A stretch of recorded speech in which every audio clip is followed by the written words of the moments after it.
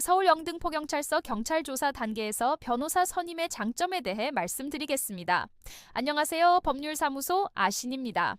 경찰조사는 사건의 첫 공식 기록이 만들어지는 단계입니다. 이때 어떤 표현을 쓰는지, 어떤 부분을 인정하고 어떤 부분을 다투는지가 이후 검찰 단계와 재판에 그대로 이어집니다. 많은 분들이 사실대로만 말하면 되지 않나 라고 생각합니다. 그런데 질문은 이미 수사 방향을 전제로 구성됩니다.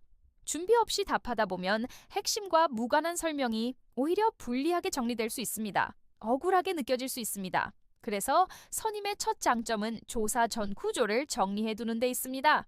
두 번째 장점은 쟁점 정리입니다. 절도, 성범죄, 사기, 명예훼손 등 유형마다 다툼의 포인트가 다릅니다.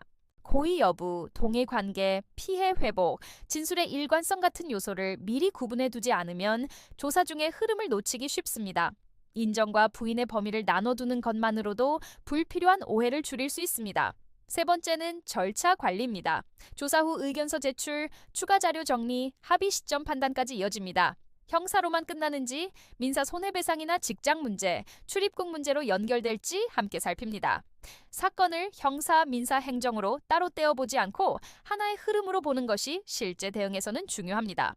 겉보기에는 단순해 보여도 여러 절차가 맞물려 있습니다. 상담 단계에서도 바로 수임 여부를 결정하지 않습니다. 먼저 사실관계와 시점, 증거를 하나씩 확인합니다.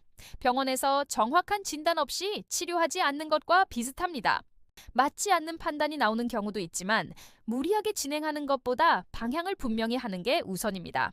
이런 과정에서 사건의 우선순위가 자연스럽게 정해집니다. 민사사건에서는 소송 결과보다 집행과 회수 가능성을 먼저 따져왔고, 부동산 분쟁은 계약 구조부터 다시 검토해왔습니다.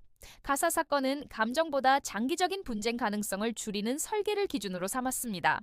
2009년 사법연수원 입소 이후 형성된 준비 방식과 2014년 개소 이후 이어온 절차 중심 태도가 지금까지 유지되고 있습니다. 결국 변호사 선임의 장점은 대신 말해주는 데 있지 않고 조사 단계에서 방향을 잃지 않게 하는 데 있습니다.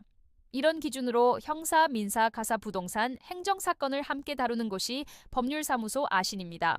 상담이 필요하시면 본 영상 설명글을 참고해주세요. 구독과 좋아요는 보다 꼼꼼한 법률 상담에 도움이 됩니다.